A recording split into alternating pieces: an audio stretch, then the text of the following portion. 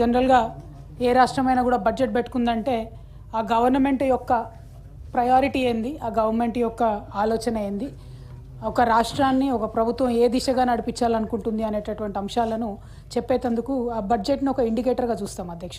సరే, మొన్న కొత్తగా ప్రభుత్వం వచ్చింది, పోయినసారి బడ్జెట్ అంటే అంత స్పష్టత ఉండొచ్చు, లేకపోవచ్చు, లేకపోతే రకరకాల వాగ్దానాలు చేసి ఉండొచ్చు మొదటి సంవత్సరం కాబట్టి ఫస్ట్ బడ్జెట్ పెద్దగా ఎవరు సీరియస్గా తీసుకోరు అధ్యక్ష.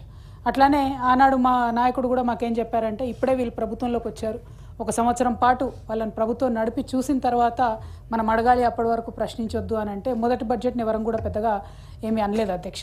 ఇది రెండవ బడ్జెట్ అధ్యక్ష. రెండవ బడ్జెట్కి వచ్చేటప్పటికి తప్పకుండా బరువు బాధ్యత నెత్తిన ఎత్తుకోవాల్సినటువంటి సంపూర్ణమైనటువంటి జిమ్మెదారీ అన్నటువంటిది ప్రభుత్వానికి ఉండాలి అధ్యక్ష. మొదటి బడ్జెట్లో కేసీఆర్నే తిడతాం, రెండో బడ్జెట్లో కేసీఆర్నే తిడతామంటే ప్రజలు మెచ్చరు అధ్యక్ష. మాకు వచ్చేదేం లేదు, బీఆర్ఎస్ ఎస్ అ పార్టీ మీరు మమ్మల్ని తిడితే మాత్రం మాకు పోయేదేం లేదు, ఎందుకంటే మీరు ఎన్ని తిట్లు తిట్టినా కూడా మీ మీద పోరాటం చేసి మేము తెలంగాణ తెచ్చుకున్నాం కాబట్టి దానికి అభ్యంతరం లేదు. కాకపోతే ప్రజలు మెచ్చరు అధ్యక్ష. ఇవాళ ఈ బడ్జెట్ చూసినట్టయితే అధ్యక్ష, ఈ బడ్జెట్లో ఒక ట్రస్ట్ సెక్టర్ అంటే ఒక ప్రాధాన్యత రంగం అనేటటువంటిది ఏ రాష్ట్ర ప్రభుత్వమైనా ఏ ప్రభుత్వమైనా జనరల్గా ఎంచుకుంటుంది అధ్యక్ష. ఇవాళ ఈ బడ్జెట్ చూస్తే మాత్రం ఒక్కటి కూడా ప్రాధాన్యత సెక్టర్ అన్నట్టు ప్రభుత్వం ఫోకస్ పెట్టలేదు అధ్యక్ష. అదే కేసీఆర్ గారు తెలంగాణ వచ్చినటువంటి మొదటి సంవత్సరంలో వారు చెప్పింది ఏంటంటే, ఒకటి రూరల్ ఎకనామీ రీఛార్జ్ చేస్తాం, మేము గ్రామీణ ప్రాంతాల్లో సంక్షేమం ద్వారా డబ్బులు పంప్ చేస్తాము. రెండవది, ఒక పక్క వ్యవసాయాన్ని ప్రాధాన్యత రంగంగా తీసుకుంటాం, అంటే వ్యవసాయము, ఇరిగేషను, రైతుల సంక్షేమము, రూరల్ సంక్షేమం వీటిని తీసుకొని మనం ముందుకు పోతే ఆటోమేటిక్గా దాని నుండి సంపద సృష్టించగలిగినాం, ఆటోమేటిక్గా వెల్త్ క్రియేట్ అయింది. దాంతోపాటు నెక్స్ట్ 2-3 ఇయర్స్లో ఇండస్ట్రీస్ని మనం ప్రాధాన్యతగా తీసుకొని ముందుకెళ్ళాం అధ్యక్ష. తర్వాత సర్వీసెస్ని తీసుకొని ముందుకెళ్ళాం. సో ఇట్లా గవర్నమెంట్ అనేది ఒక ట్రస్ట్ సెక్టర్ ఎంపిక చేసుకుంటుంది అధ్యక్ష. దాన్నే ఈ మొత్తం బడ్జెట్లో చూస్తే అసలు ట్రస్ట్ సెక్టర్ అనేదే లేదు అధ్యక్ష. అంటే ఒక విజనే లేదు ఈ ప్రభుత్వానికి, ఏ దిశగా వెళ్తున్నామో, అందరికీ ఎంతో కొంత అడిగిన వాళ్ళకి అడిగినంత ఇవ్వాలి అని అంటే దానిలో గవర్నమెంట్ ఫోకస్ ఏముంటుంది, మన ఆలోచన ఏముంటుంది? మనం సమూహాన్ని లీడ్ చేయడానికే మనకి ఈ పొజిషన్ ఇచ్చినప్పుడు అది లేకపోవడం కొంచెం బాధాకరం అధ్యక్ష. అది లేకపోగా ఎంతసేపు క్రితం ప్రభుత్వం చేసినటువంటి అప్పుల వల్ల మేము ఏమి కూడా కార్యక్రమాలు చేయలేకపోతున్నామని ప్రతినిత్యం చెప్తా ఉన్నారు అధ్యక్ష. ఇవాళ ఇప్పుడు ఈ సంవత్సరం ఈ ప్రభుత్వం ప్రవేశపెట్టినటువంటి బడ్జెట్ డాక్యుమెంట్లో నుంచి అధ్యక్ష, ప్రభుత్వం ఇచ్చినటువంటి statement of fiscal policy form D5 page 14 ప్రకారం అధ్యక్ష, ప్రభుత్వం గ్యారంటీ ఇవ్వని రుణాలు అంటే కార్పొరేషన్లు కట్టుకునేటటువంటి రుణాలు ఈ అవుట్ స్టాండింగ్ రిస్క్ ఉంటుంది అధ్యక్ష, దీన్ని కన్సిడర్ చేయరాదు అని వాళ్ళే చెప్పినారు అధ్యక్ష. అట్లానే ఒక వైట్ పేపర్ ఆ మధ్య ప్రభుత్వం ఇచ్చింది అధ్యక్ష. అదేవిధంగా ఒక సోషియో ఎకనామిక్ అవుట్లుక్ కూడా ఇచ్చినారు అధ్యక్ష, దాంట్లో పేజ్ నెంబర్ 36. అట్లానే అవుట్ స్టాండింగ్ రిస్క్ 5% ఉన్నది కూడా మనం క్యాలిక్యులేట్ చేస్తే అధ్యక్ష, మొత్తం బీఆర్ఎస్ గవర్నమెంట్ టోటల్గా FRBMలో తీసుకున్నటువంటి లోన్లు అధ్యక్ష 3,01,897 కోట్ల అధ్యక్ష. 3,01,897. ఇది ఈ ప్రభుత్వం ఇచ్చిన డాక్యుమెంట్లోనే ఉంది అధ్యక్ష. దాంతోపాటు total outstanding weighted averages అంటే ఇవి క్లెయిమ్ చేయకపోయినా ఒకవేళ ఆ సంస్థలు కట్టకపోతే ప్రభుత్వం గ్యారంటీ ఇచ్చినటువంటిది ఎంత అంటే అధ్యక్ష 1,20,77,000 కోట్ల అధ్యక్ష. 1,20,000 కోట్ల 77,000 కోట్ల అధ్యక్ష. సో ఈ టోటల్ కలిపి ఎంత అవుతుంది? 4,22,000 కోట్లు మాత్రమే అవుతున్నది అధ్యక్ష. సో టోటల్ అప్పు బీఆర్ఎస్ పార్టీ గవర్నమెంట్ చేసినటువంటిది మీరిచ్చినటువంటి పేపర్ ప్రకారమే 4,22,674 కోట్ల అధ్యక్ష. ఇది మీకు మీ ద్వారా గౌరవ ప్రభుత్వానికి నేను పంపిస్తాను అధ్యక్ష. దీన్ని ఖచ్చితంగా ముఖ్యమంత్రి గారైనా మంత్రివర్గమైనా మాట్లాడేటటువంటి సహచరులైనా కూడా దయచేసి దీన్ని కన్సిడర్ తీసుకోవాలి అధ్యక్ష. ఎందుకు ఈ మాట చెప్తా ఉన్నామంటే, నేను చెప్పినట్టు కేసీఆర్ గారిని ఉద్యమంలో 1,00,000 తిట్లు తిట్టిండ్రు, అవన్నీ ఆశీర్వాదాలని ఫైనల్గా తెలంగాణ వచ్చింది అధ్యక్ష. మమ్మల్ని అంటే మా నాయకుడిని అంటే మేము పడతాం, కానీ రాష్ట్రాన్ని అంటే మాత్రం మేము ఊరుకోం అధ్యక్ష. ఈ రాష్ట్రం ఈ దేశం అధ్యక్ష మనందరికీ తెలుసు. ఎట్లా ఓట్లేస్తాం అధ్యక్ష? ఎలక్షన్లలో మనం సెంటిమెంటల్గా ఓట్లేస్తాం. ఎవరైనా జై శ్రీరామ్ అంటే ఓటేస్తాం, ఎవరైనా ఒక ఆయన చచ్చిపోయిందంటే వాళ్ళ కుటుంబానికి ఓటేస్తాం. మన దేశమే సెంటిమెంట్ దేశం అధ్యక్ష. రాష్ట్రానికి ఒక చోదక శక్తిగా ఉండాల్సినటువంటి ముఖ్యమంత్రి గారు నేషనల్ మీడియాలో కూర్చొని మా రాష్ట్రం దివాలా తీసిందంటే ప్రజల గుండె గుబేలు మనది అధ్యక్ష. కేసీఆర్ గారు ధనిక రాష్ట్రం అని ఎందుకు చెప్పిండ్రు? ఒక కాన్ఫిడెన్స్ ఇవ్వాలి తెలంగాణ సమాజానికి, వచ్చేటటువంటి ఇన్వెస్టర్స్కి ఒక కాన్ఫిడెన్స్ ఇవ్వాలి, అందుకోసం అని ధనిక రాష్ట్రం అని చెప్పి.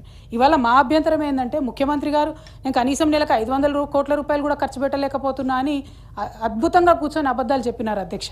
దానికి నేను కొంచెం క్లారిటీ ఇవ్వదలుచుకున్నా అధ్యక్ష. అది కూడా ఈ బడ్జెట్ డాక్యుమెంట్లో ఉన్న దాంతోనే అధ్యక్ష. పోయిన సంవత్సరం అధ్యక్ష, అంటే 2023-24 చివరి సంవత్సరం బీఆర్ఎస్ అధికారంలో ఉన్నప్పుడు క్యాపిటల్ ఎక్స్పెండిచర్కి మేము పెట్టిన ఖర్చు అధ్యక్ష 43,917 కోట్ల 62 రూపాయలు అధ్యక్ష. అంటే నెలకు దాదాపుగా ఒక 3,660 రూపాయలు మేము ప్రతి మంత్ క్యాపిటల్ ఎక్స్పెండిచర్, అంటే ప్రాజెక్టులు కట్టడానికి కావచ్చు, స్కూల్ కట్టడానికి కావచ్చు, మనకు తరతరాలుగా నిలబడిపోయే ఆస్తులు ఏవైతే ఉంటాయో వాటికి స్పెండ్ చేసే డబ్బును క్యాపిటల్ ఎక్స్పెండిచర్ అంటాం అధ్యక్ష.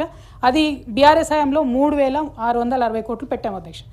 కాంగ్రెస్ గవర్నమెంట్ ఫస్ట్ ఇయర్లో అధ్యక్ష మొత్తం సంవత్సరానికి 33,087 కోట్లు పెట్టినారు అధ్యక్ష వాళ్ళు. అంటే ప్రతి నెల క్యాపిటల్ ఎక్స్పెండిచర్ కాంగ్రెస్ గవర్నమెంట్ పెట్టింది 2,757 రూపాయలు అధ్యక్ష. అంటే ఈ ముఖ్యమంత్రి గారికి తెలిసి ఉండి ప్రతి నెల 2,757 కోట్ల రూపాయలు వారు ఖర్చు పెడుతూ నేషనల్ మీడియాలో కూర్చొని కేవలం బీఆర్ఎస్ను బ్లేమ్ చేయాలి, కేసీఆర్ను బ్లేమ్ చేయాలని, మా రాష్ట్ర ఆర్థిక పరిస్థితి బాగాలేదు, 500 రూపాయలు కూడా నేను ఖర్చు పెట్టలేకపోతున్నా అని చెప్తుంటే రాష్ట్రం కోసం పేగులు దిగేదాకా కొట్లాడిన వాళ్ళం అధ్యక్ష. మనందరం బాధ అవుతుంది కదా అధ్యక్ష. This is nothing personal, it is about the state. ఇప్పుడు ఈ బడ్జెట్లో ఈ నెక్స్ట్ ఇయర్కి క్యాపిటల్ ఎక్స్పెండిచర్ గవర్నమెంట్ ప్రపోజ్ చేసింది అధ్యక్ష 36,504 రూపీస్ అధ్యక్ష. అంటే దాదాపుగా ప్రతి నెల ఒక 3,042 కోట్ల రూపాయలు మేము పెట్టుకుంటామని చెప్పి గుడ్ సెంటిమెంట్. ఇంకా పెరగాలని చెప్పి మేము కోరుకుంటాం అధ్యక్ష. గవర్నమెంట్లో ఎవరన్నా ఉండొచ్చు అధ్యక్ష. రాష్ట్రం బాగుండాలని కోరుకునేటటువంటి వ్యక్తుల్లో ప్రథమ శ్రేణిలో ఉండేటటువంటి వాళ్ళం మనందరం కూడా. కాబట్టి ఒక స్వయంగా ముఖ్యమంత్రి గారు వారు ఒక ఫోర్స్గా ఉండి, ఒక ఇంపిటెస్గా ఉండి, ఒక చోదక శక్తిగా ఉండి రాష్ట్రాన్ని డెవలప్ చేయాల్సిన వాళ్ళు పదే పదే ఇట్లా మాట్లాడడం నిజంగా దారుణం అధ్యక్ష. అదేవిధంగా అధ్యక్ష అప్పుల విషయంలో ఇట్లా పదే పదే అబద్ధాలు చెప్తే నిజంగా ముఖ్యమంత్రి గారికి ఇవాళ రేపు గిన్నిస్ రికార్డు కూడా ఇచ్చినట్టు ఉన్నారు అధ్యక్ష. ఎందుకంటే చెప్పిన అబద్ధమే మళ్ళా చెప్తున్నారు. అయితే ఇవాళ మీ ద్వారా నేను ఒక రిక్వెస్ట్ చేస్తూ ఉన్నాను అధ్యక్ష. ఇప్పుడు నేను ఇచ్చినటువంటి డేటా అంతా కూడా నేను కంప్లీట్గా బడ్జెట్ డాక్యుమెంట్స్లోనే ఇచ్చాను కాబట్టి, ఇది ప్రభుత్వం ఇచ్చినటువంటి డాక్యుమెంట్ అని మేము బలంగా నమ్ముతున్నాం కాబట్టి, ప్రభుత్వం బ్లాక్ అండ్ వైట్లో ఇచ్చినటువంటి డాక్యుమెంట్కి శాంక్టిటీ ఉంటుంది కాబట్టి ఇప్పటికన్నా ముఖ్యమంత్రి కానీ మంత్రులు కానీ దయచేసి ఈ భాష బానుకోవాలి అధ్యక్ష. లేకపోతే 27వ తారీఖు నాడు మాత్రం ఖచ్చితంగా మేము ప్రివిలేజ్ మోషన్ మూవ్ చేస్తాం అధ్యక్ష ఈ ప్రభుత్వం మీద. ఎందుకంటే ఒకవేళ ఈ బడ్జెట్లో మీరు చెప్పినటువంటి లెక్కలు తప్పైతే మీరు ఈ హౌస్ను తప్పుదోవ పట్టిస్తున్నట్టు, లేదు ఈ అప్పులు తప్పని మీరు చెప్తున్నట్టయితే ప్రజల్ని తప్పుదోవ పట్టిస్తున్నట్టు అధ్యక్ష. ఇది కరెక్ట్ కాదు అధ్యక్ష. ప్రజాస్వామ్యంలో ఓవరాల్గా సెంటిమెంట్ ఆఫ్ ద స్టేట్కి దెబ్బ పడుతుంది. కాబట్టి ఇవాళ మేము డిమాండ్ చేస్తూ ఉన్నాం అధ్యక్ష, మీరు ఇంకా అబద్ధాలు చెప్పడం దయచేసి మానేయాలి. మరి ఏది కరెక్టు, బడ్జెట్ పేపర్లు కరెక్టా, ముఖ్యమంత్రి గారు మాట్లాడేది కరెక్టా అన్న క్లారిటీ కూడా ఖచ్చితంగా ఇవ్వాలి అధ్యక్ష. అదేవిధంగా అధ్యక్ష ఇప్పుడు మనము ఇరిగేషన్ అధ్యక్ష, నేను ఇందాక చెప్పినట్టు తెలంగాణ రాష్ట్రం ఏర్పడ్డ తర్వాత ఇరిగేషన్ అనేటటువంటిది మనం ఒక ప్రథమ ప్రాధాన్యత రంగంగా ఎంచుకొని ముందుకు పోయినాం అధ్యక్ష. దాని ప్రకారం ఏం చేసినాం, 2023-24లో ఇరిగేషన్కి 29,766 కోట్ల బడ్జెట్ పెట్టుకున్నాం అధ్యక్ష. అంటే that is 12.84% of the total expenditure. అదే ఈ ప్రభుత్వం వచ్చినటువంటి ఫస్ట్ ఇయర్లో అధ్యక్ష పోయిన సంవత్సరం 22,284 కోట్లు పెట్టినారు అధ్యక్ష, విచ్ ఈజ్ అప్ టు 8.37 అధ్యక్ష. అంటే 12.8% నుంచి 8.37కి ఫస్ట్ ఇయర్లో వాళ్ళు ఇరిగేషన్ బడ్జెట్ తగ్గించినారు. పోనీ ఈ ఇయర్ అన్నా పెంచుకోవాలి కదా. ఫస్ట్ ఇయర్ అంటే అర్థం కాలేదు, ప్రాజెక్టులు, రకరకాల అనుమానాలు, వారు చెప్పినటువంటి అంశాలన్నీ చూసుకొని ఈ ఇయర్ పెంచుకోవాలి. ఈ ఇయర్ పెట్టినటువంటి బడ్జెట్లో ఎంత అధ్యక్ష ఇరిగేషన్కి 23,350 crores, అంటే 23,354 కోట్ల రూపాయలు. అదేంత అధ్యక్ష, కేవలం 7.5% మాత్రమే, 7.66% మాత్రమే ఈసారి బడ్జెట్లో పెట్టినారు అధ్యక్ష. అంటే ఇరిగేషన్ని రైతుల పట్ల కానీ వ్యవసాయం పట్ల కానీ ఈ ప్రభుత్వానికి పట్టిలేదు అనడానికి ఇది నిజమైనటువంటి తార్కాణం అధ్యక్ష. అదేవిధంగా ఇందాకటి నుంచి ప్రభుత్వ పెద్దలందరూ మాట్లాడుతూ పదే ఒక మాట చెప్పినారు అధ్యక్ష. పెద్దలు కోదండరాం సార్ కూడా మెన్షన్ చేశారు. ఏమని అంటే అసలు కాళేశ్వరం అనేటటువంటి ప్రాజెక్టు మీరు తుమ్మిడిహెట్టి దగ్గర ప్రధానంగా కట్టాల్సింది, కట్టకుండా మీరు మేడిగడ్డ దగ్గర కట్టినారు కాబట్టి ఇబ్బంది అవుతుందని చెప్పినారు అధ్యక్ష. 2008లో వైఎస్ రాజశేఖర రెడ్డి గారి హయాంలో ప్రాణహిత చేవేళ్ల పేరుతో ఈ ప్రాజెక్ట్ని ప్రారంభించుకున్నారు అధ్యక్ష. ఆనాడు 148 ఎఫ్ఆర్ఎల్ దగ్గర కనుక మనం తీసుకున్నట్టయితే అధ్యక్ష కేవలం 44 టీఎంసీల నీళ్లు మాత్రమే ఉండే అధ్యక్ష అక్కడ. కానీ కాంగ్రెస్ ప్రభుత్వం ఆనాడు ఉన్నటువంటి ఉమ్మడి రాష్ట్రంలో ఉన్న కాంగ్రెస్ ప్రభుత్వం వాళ్ళు తెలంగాణకు నీళ్ళు ఇవ్వాలనుకోరు కాబట్టి వాళ్ళు ఏం చెప్పిండ్రు, 152 ఎఫ్ఆర్ఎల్ దగ్గర అడుగుల ఎత్తు దగ్గర తీసుకుంటాము, దాంతో 160 టీఎంసీలు వస్తాయని చెప్పి డైరెక్ట్గా కాలువలు తవ్వడం ప్రారంభించారు అధ్యక్ష. ఎంత దారుణం అంటే అధ్యక్ష, హెడ్ వర్క్స్ లేవు, ఏం లేవు, పర్మిషన్ లేదు, ఏం లేదు. ఎంత దారుణం అంటే అధ్యక్ష, ఫస్ట్ ప్రారంభించింది దాన్ని 17,875 కోట్ల రూపాయలతోనని ప్రారంభించారు అధ్యక్ష. వితిన్ 3 years నా ఎస్టిమేషన్ వచ్చి 40,300 కోట్ల రూపాయలకు చేరింది అధ్యక్ష. ఎందుకు చేరిందంటే కారణం ఏం లేదు, హెడ్ వర్క్స్ లేవు, మహారాష్ట్ర పర్మిషన్ లేదు, సిడబ్ల్యూసి పర్మిషన్ లేదు. మళ్ళీ ఇంకా విచిత్రం ఏంటంటే అధ్యక్ష, ఆ టైంలో కేంద్రంలో కాంగ్రెస్ ప్రభుత్వం, మహారాష్ట్రలో కాంగ్రెస్ ప్రభుత్వం, ఉమ్మడి ఆంధ్రప్రదేశ్లో కాంగ్రెస్ ప్రభుత్వం, కానీ కాంగ్రెస్ సమన్వయం చేసి ఈ ప్రాజెక్టుకు మాత్రం పర్మిషన్ ఇవ్వలేదు అధ్యక్ష. ఇవ్వకపోగా 2013లో పృథ్వీరాజ్ చౌహాన్ గారు అప్పుడు సీఎంగా ఉన్నారు అధ్యక్ష మహారాష్ట్రకు. వారు ఒక ఉత్తరం రాసిండ్రు. ఏమని రాసిండ్రు, యూనిలాటరల్గా ఆంధ్రప్రదేశ్ గవర్నమెంట్ ఈ ప్రాజెక్ట్ కట్టుకుంటుంది, 152 ఎఫ్ఆర్ఎల్ దగ్గర కడుతున్నామని చెప్పి టెండర్లు కూడా ఫ్లోట్ చేసినారు. మేము దీనికి తీవ్రంగా అభ్యంతరం చెప్తున్నాము. మా దగ్గర గడ్చిరోలి, చంద్రపూర్ జిల్లాలో విలేజెస్ మునిగిపోతున్నాయి, మేము దీనికి ఒప్పుకోమని చెప్పి 2013లో వాళ్ళు లెటర్ రాసిండ్రు అధ్యక్ష. ఈ డబ్బులు కూడా మీరు పెట్టకండి అని కూడా చెప్పినారు, కాలువలు తవ్వుతున్నారు అనవసరంగా అని చెప్పారు అధ్యక్ష. అయినా సరే అప్పటికే కాలువలు తవ్విండ్రు, మొబిలైజేషన్ అడ్వాన్సులు తీసుకున్నారు, అవన్నీ జరిగిపోయినాయి అధ్యక్ష. ఆ తర్వాత తెలంగాణ రాష్ట్రం ఏర్పడింది. ఏర్పడ్డ తర్వాత 2015లో అధ్యక్ష వ్యాప్కోస్ వాళ్ళతోని కేసీఆర్ గారు తుమ్మిడిహెట్టి దగ్గర సర్వే చేయించినారు అధ్యక్ష. అప్పుడు వాళ్ళు చెప్పింది ఏంటంటే, ఇది కోదనం సార్ కొంచెం మీరు దయచేసి సీరియస్గా వినాలి అధ్యక్ష, 75% డిపెండబిలిటీ దగ్గర 165 టీఎంసీ మనకు అవైలబుల్ ఉంది సార్ తుమ్మిడిహెట్టిలో. కాకపోతే అందులో ఒక 63 టీఎంసీలు ఛత్తీస్గఢ్కి రైట్ఫుల్గా ఉన్నటువంటి వాటర్. అక్కడ ఛత్తీస్గఢ్ స్టేట్ అప్పటి వరకు ప్రాజెక్టులు కట్టలేదు, ఫ్యూచర్లో ప్రాజెక్టులు కడితే ఈ 63 టీఎంసీలు కూడా ఉండవు.